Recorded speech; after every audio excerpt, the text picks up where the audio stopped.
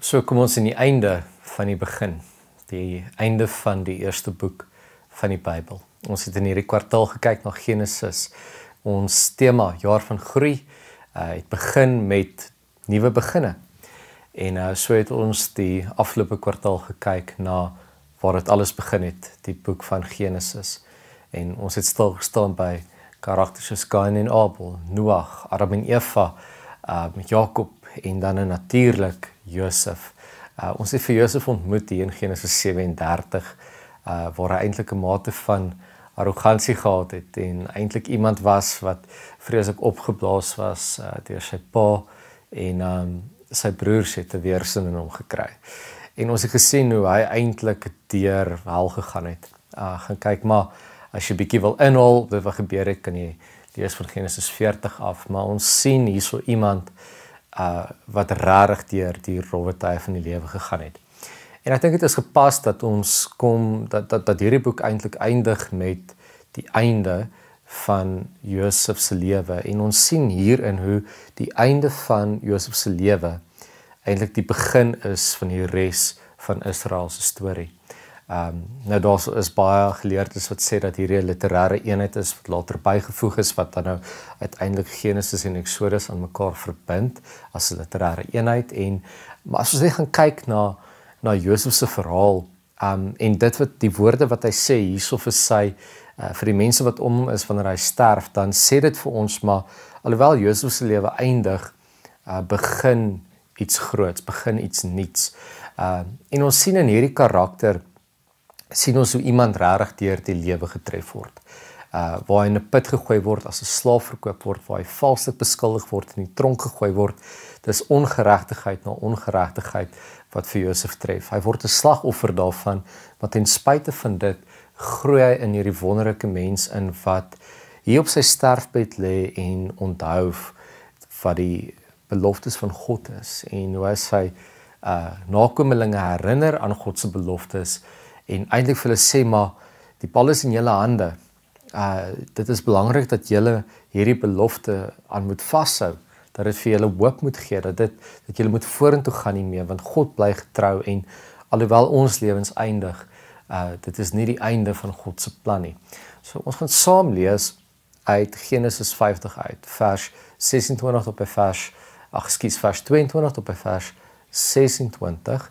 Ek gaan die 2020 vertaling lees. Jy is natuurlik welkom om te volg in enige vertaling wat jy daarso by jou het. Kom ons lees saam en dan gesels ons oor wat hierdie gedeelte vir ons vandag kan beteken.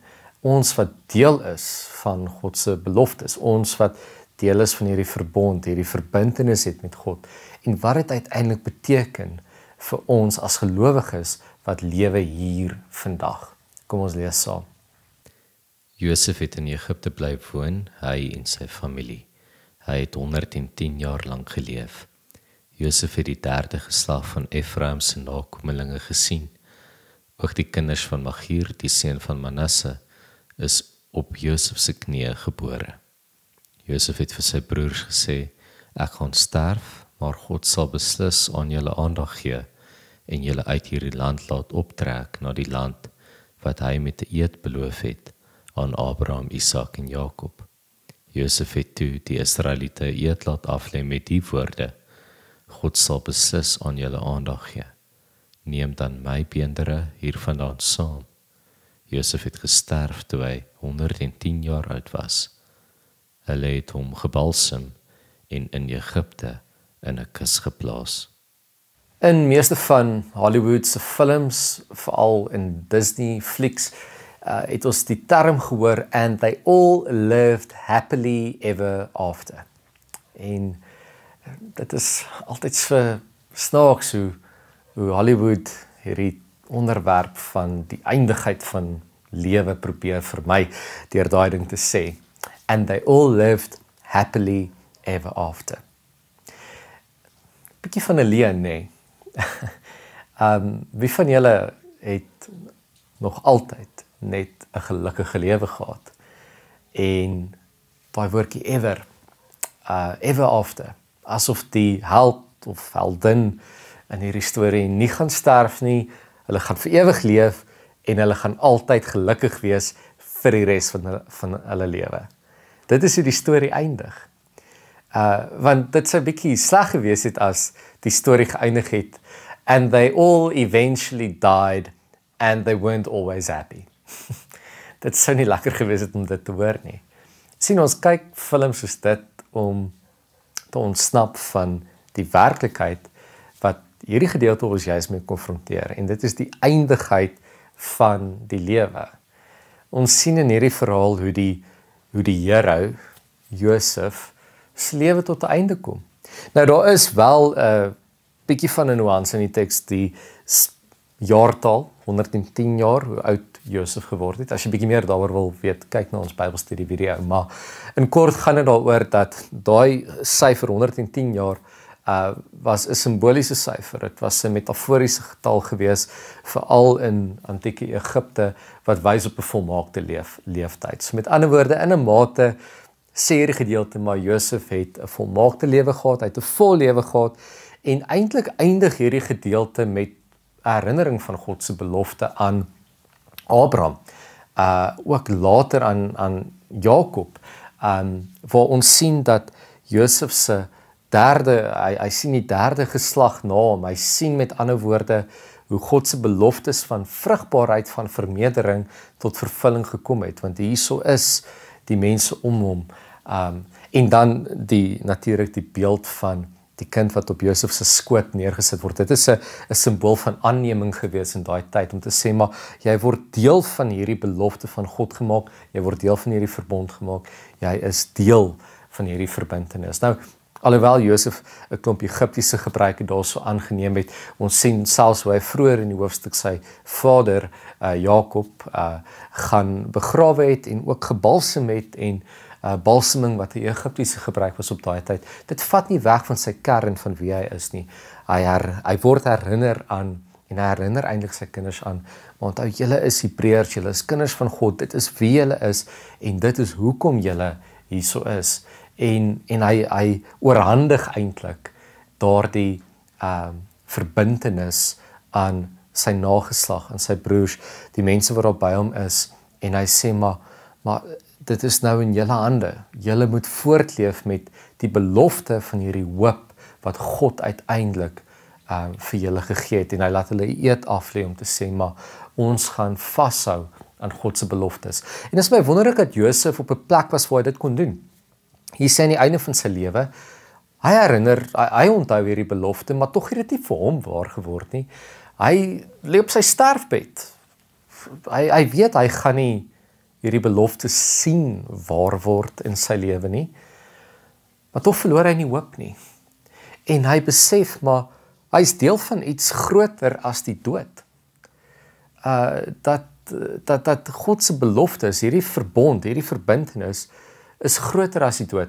En hy sien dit eintlik reg deur sy lewe dat dit groter is as menslike lyding. Ek meen, hy ly. En ons is nou in lydingstyd, 'n tyd waarin ons dink en reflekteer oor wat lyding beteken. En ons sien in Josef se verhaal maar hoe lyding hom uiteindelik gevorm het om op hierdie punt te kom waar hy kan besef, maar hy is deel, as jy deel is van God, as jy deel is van hierdie verbintenis aan God, is jy deel van iets wat groter is as die dood. Jy is deel van iets wat meer is as net dit. Nou hierdie gedeelte, veral as ons gaan kyk na Josef wat hierdie volmaakte lewe gehad het, dan nooi dit ons uit om 'n vraag te vra, maar wat is 'n volmaakte lewe? Wat beteken dit om 'n vol, waardevolle, volmaakte lewe uiteindelik te lei? Kom ons praat 'n bietjie daaroor. En die vraag wat ons moet vra is, hoe lewe ek 'n goeie lewe te midde van 'n wêreld van ongeregtigheid? Josef het 'n goeie, volmaakte lewe gehad binne in 'n wêreld waar hy gestamp en gestoot was deur mense wat bose harte gehad het. Mense wat hom bedrieg het, en hy het gelei as gevolg van boosheid, en ten spyte daarvan het hy 'n goeie lewe geleef. En ek dink dit is 'n belangrike vraag wat ons vandag moet vra. Want wanneer ons kyk na ons wêreld, jy hoef nie ver te gaan kyk om ongeregtigheid te soek nie. Ons weet ons lewe in 'n samelewing waar daar nie veel geregtigheid is nie, waar ons baie keer slagoffers word van ander mense se boosheid. partykeer slagoffers word van ons eie swakhede. En ons word gestamp en gestoot deur die lewe, maar dan word die vraag, maar hoe bly ek 'n goeie mens? Hoe laat ek toe dat hierdie nie heers oor my nie, maar dat ek heers dat ek in staat is om te styg bo die uitdagings van die lewe. Dat ek ook 'n goeie lewe kan lei. En ek dink 'n deel daarvan is om die onderskeid te maak tussen 'n goeie lewe en 'n gemaklike lewe. En ons moet versigtig wees vir maklike lewens. Want ons maak baie keer die fout om te dink dat 'n maklike of 'n gemaklike lewe dieselfde is as 'n goeie lewe. En dikwels is dit juist die gemaaksones van ons lewens wat maak dat ons nie goeie lewens lei nie. Gaan dink 'n bietjie aan 'n atleet. Ek het so 2 jaar terug het iemand my ingepraat om 'n half-ysterman te gaan doen en ek is baie dankbaar hy het, want dit was toe eintlik baie lekker geweest.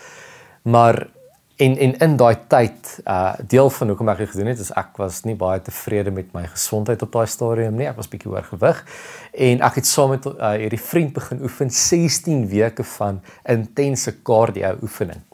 En ek het in daai 16 weke het ek iets soos 13 kg verloor. Ek was maar, ek het goed gevoel, ek het goed gelyk, ek was heel positief geweest daaroor. Maar dit was straf. Dit was moeilik, dit was uitdagend geweest, dit was nie gemaklik nie. Ons het in die winter geoefen, dit was koud buite, jy moet vroeg opstaan, 4 uur die oggend opstaan en jy moet in die koue, in die donker gaan oefen en verlang, jy moet baie opoffer om hierdie te doen. En dit was juis om uit daai gemaksones uit te gaan, om die ongemak daarvan aan te durf en deur die goed te werk wat jou bring na dinge wat betekenis het, wat waarde het. En dit is wonderlik dat ons geleenthede het om uit daai gemaksones uit te gaan. So wanneer jy met lyding gekonfronteer word, moenie dit sien as 'n straf nie. Sien dit as 'n geleentheid om te groei in wie jy is, in die mens wat jy wil wees. Sien dit as 'n geleentheid om te groei in jou verhoudings met jou naaste, met God, met jouself. Die uitdagings van die lewe slyp ons om mense te wees wat aan die einde van ons lewe kan terugkyk en sê, maar ek het 'n goeie, waardevolle, betekenisvolle lewe gehad. Nou 'n laaste gedagte, iets wat ons by Josef kan leer. As ons gaan kyk waar hy in die einde van sy lewe terugdink. Ons kan sê Josef was suksesvol, want en die rede hoekom sy verhaal neergeskryf is, hoekom sy verhaal gebruik word om hoop te gee vir mense wat in ballingskap is en om hoop te gee vir mense wat vandag lewe hierso in Gauteng in Suid-Afrika, waar ook al jy in die wêreld is. Die rede hoekom dit hoop gee, is omdat Josef nie vir homself geleef het nie. So as jy 'n betekenisvolle en suksesvolle lewe wil hê, moenie lewe vir jouself nie. Lewe in diens van ander mense. Gaan kyk maar na Josef se lewe. Die oomblik wat hy begin het om sy gawes te gebruik tot diens van ander, het dit begin goed gaan met hom. En ek sê nie ons moet in diens wees van ander sodat dit kan goed gaan met ons nie. Dit was maar net 'n natuurlike gevolg. As jy diensbaar is, as jy goed doen vir ander mense, dan sal jy 'n betekenisvolle lewe hê. Dit is hoe eenvoudig dit eintlik is. Moenie lewe vir jouself nie. So ek wil jou uitnooi, hierdie week, elke dag, skryf hierdie vraag neer iewers, dink daaroor. Wat kan jy doen vandag vir iemand anders? Kan so eenvoudig wees, soos om net vir iemand 'n boodskap te stuur en te sê, weet jy wat, ek sien jou. Ek weet van jou. Ek dink aan jou. Ek weet waar jy is. Ek weet wie jy is. En ek wil vir jou sê, jy doen okay. Jy gaan alright wees. Wat ook al se uitdagings jy deurgaan, ek dink jy gaan deur dit kom. Jy sal deur dit kom. Of om net, wanneer jy petrol gaan ingooi, nie net in die kar te sit nie, maar klim uit en gesels met die petroljoggie. Vra vir hom sy naam. Vra vir hom, en net 'n gesprek met hom, hanteer hom soos 'n mens. Waar ook al jy gaan, dink aan hoe jy diensbaar kan wees vir iemand anders. Dink aan hoe jy iets kan beteken vir iemand anders. En jy sal 'n geseënde lewe hê. Mag jy in die week wat voorlê ervaar dat God jou lei om diensbaar te wees vir sy koninkryk. om te sterf in jouself sodat ander mense God in jou kan sien. Kom ons bid saam en ons vra die Here om ons te seën in die tyd wat hy vir ons gegee het hier op aarde. Dankie dat U die God is wat groter is as die dood, sterker as die donker en altyd die laaste woord van hoop spreek in ons lewens. Ons het vandag gehoor van Josef, 'n man wat nie gemak gesoek het nie, maar goedheid, iemand wat ten spyte van die ongeregtigheid van sy wêreld ander gedien en U vertrou het. Leer ons om soos Josef te leef, sodat ons lewens integriteit en hoop uitstraal. Help ons om diensbaar te wees vir ander, om ons gawes vrygewig te gebruik en om nie vir onsself te leef nie, maar om U liefde sigbaar te maak vir almal rondom ons. Gee ons krag om elke oomblik te benut, omdat ons weet dat ons daar in U hande is. Maak ons lewens betekenisvol, gevul met die vrede en hoop wat net U kan gee. Mag ons almal vandag met nuwe moed lewe, geanker in U beloftes wat nooit faal nie. Ons vra dit alles in die naam van Jesus Christus. Amen.